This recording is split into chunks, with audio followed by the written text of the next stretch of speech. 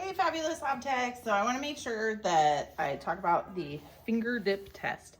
So once you have mixed the glaze really, really well, we want to do the specific gravity like we've done in the other videos where you actually take the specific gravity. But a quick rule of thumb for checking to see if it's close to what you want is dip a finger real fast and then look.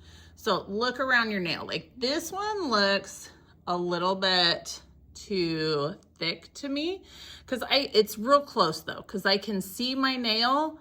It's fully coated, but I can see my nail just a little bit, but it's kind of hard to see my nail. So this one looks a little bit thick to me.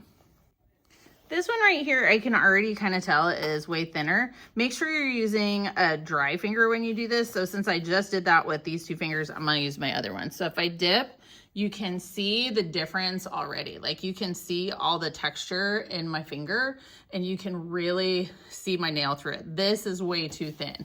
So if this is the problem, you would let it settle and scoop some of the water off.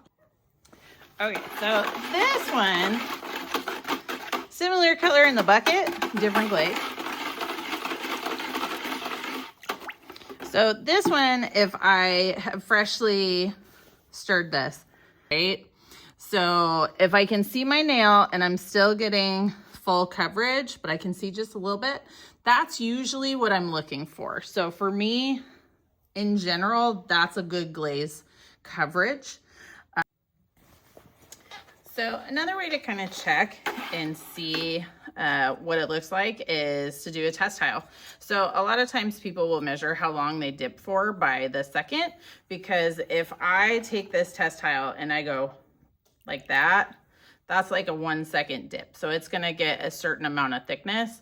Now to me, that actually looks pretty good.